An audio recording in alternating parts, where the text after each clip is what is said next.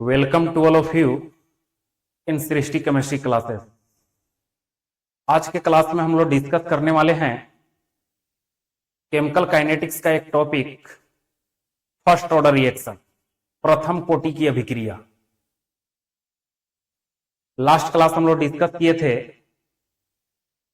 Zero order reaction और आज हम लोग देखेंगे first order reaction. First order reaction कहा किसको जाता है? तो ऐसे रिएक्शन जिसके रेट इक्वेशन में रिएक्टेंट के कंसंट्रेशन के पावर का सम जो है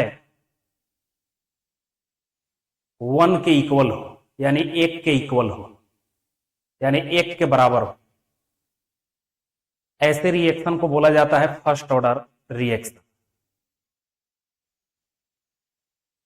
इनिशियल रेट इक्वेशन अगर देखा जाए फर्स्ट ऑर्डर रिएक्शन के लिए तो R इक्वल टू होता है K इंटू ए के पावर 1।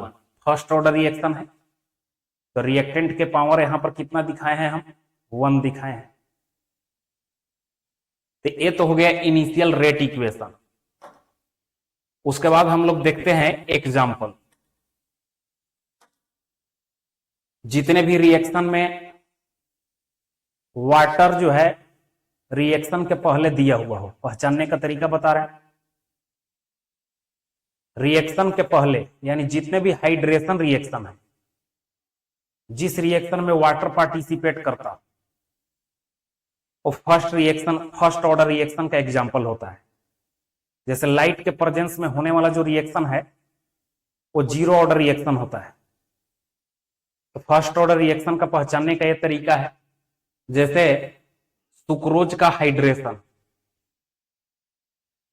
या हाइड्रोलिसिस बोल सकते हैं या जल अपघटन बोल सकते हैं।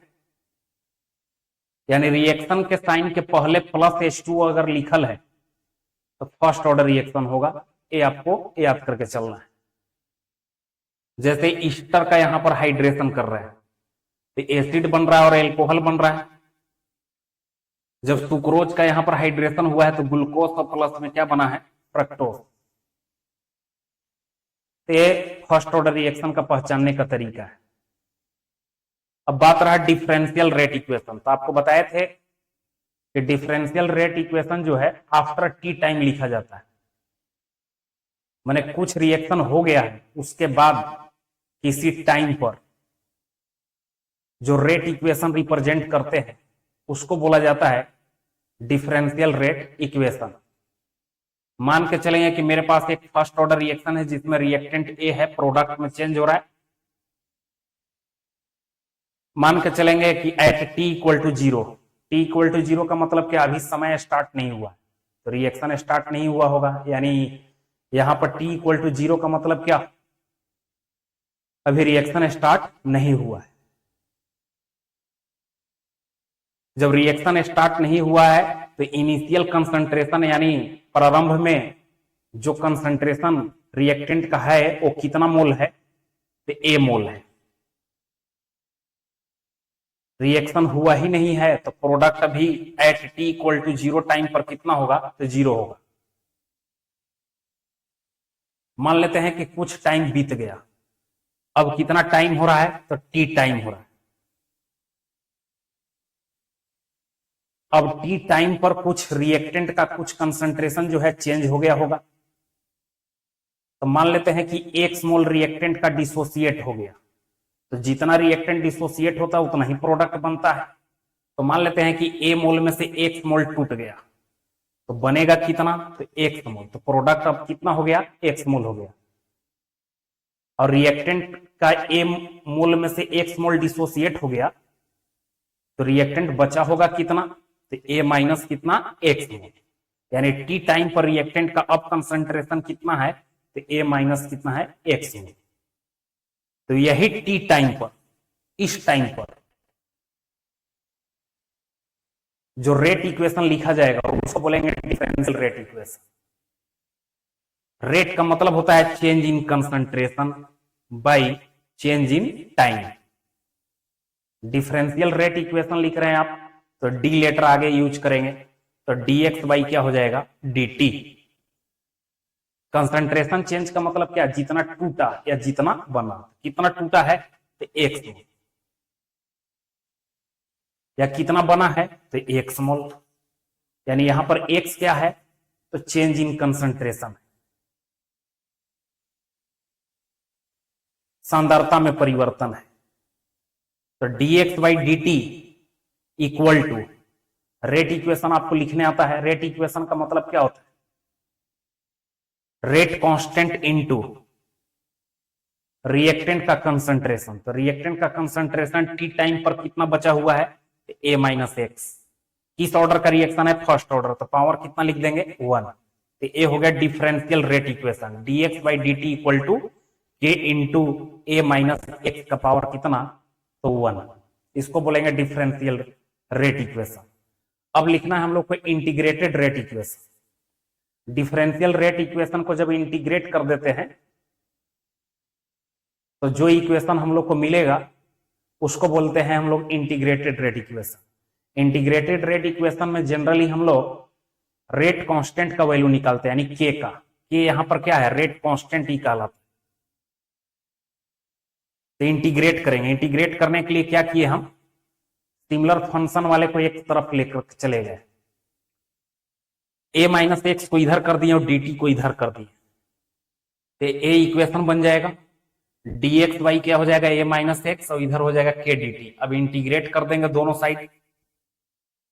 जब इंटीग्रेट करेंगे तो यहां पर मिलेगा minus log a minus x और k dt का हो जाएगा kt, और इंटीग्रेटेड कांस्टेंट यहां पर पुट करेंगे जो कि c होता है। प्लस में क्या लिख दिए हम, c। इक्वेशन इसको फर्स्ट मान लिया। अब c का वैल्यू यहां पर रखना है, तो c का वैल्यू कैसे रखते हैं, तो बोलेंगे कि at t equal to 0, x equal to क्या 0।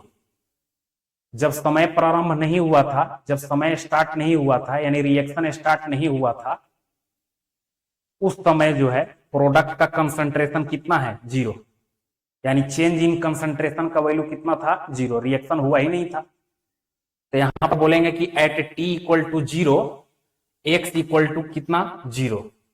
अब t का वैल्यू यहां पर 0 रख दीजिए तो पूरा टर्म 0 हो जाएगा, और x का वैल्यू यहां पर 0 रख दीजिए तो यहां पर हो जाएगा माइनस लॉग a, यानी c का वैल्यू कितना मिल जाएगा आपको, तो माइनस लॉग a मिल जाएगा। यहां पर माइनस छूट गया है, देख लीजिएगा, माइनस लॉग a।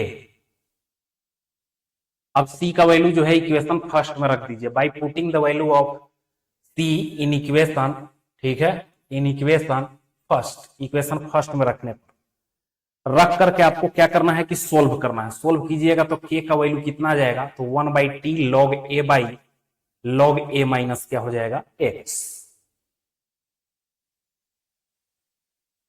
अब आपको क्या करना है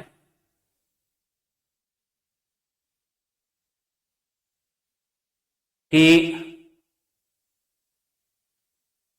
ये जो लॉग है फार्मूला ड्राइव करते समय वो नेचुरल लॉग है, जिसका बेस जो है ई है, और हम चाह रहे हैं कि आर्टिफिशियल लॉग में चेंज कर दें, यानी बेस जो है 10 में चेंज कर दें। तो बेस 10 में चेंज करने के लिए क्या करते हैं कि आर्टिफिशियल लॉग में चेंज करने के लिए क्या करते हैं कि नेचुरल लॉग के आगे 2.303 से मल्टीप्लाई कर देते हैं। मल्टीप्लाई कर देते हैं तो आर्टिफिशियल लॉग बन जाता है, जिसका बेस क्या हो जाता है 10। तो यहां पर हम क्या किए कि 2.303 से मल्टीप्लाई कर दिए, तो यहां पर इक्वेशन k इक्वल टू क्या आ जाएगा 2.303 by T log a by क्या हो जाएगा a माइनस एक्स। यहां पर सीधा जो है लॉग, इसको हटा करके जो है log a by a minus x लिखिएगा तो ज्यादा बेटर रहेगा। तो इस इक्वेशन को बोलते हैं integrated rate equation for first order reaction. First order reaction के लिए इंटीग्रेटेड रेट इक्वेशन क्या होता है, तो 2.303 by T log a by क्या होता है a minus x. Next lecture में देखेंगे हम लोग half life period for first order reaction और 3/4 life period for first order reaction. मिलते हैं नेक्स्ट लेक्चर में।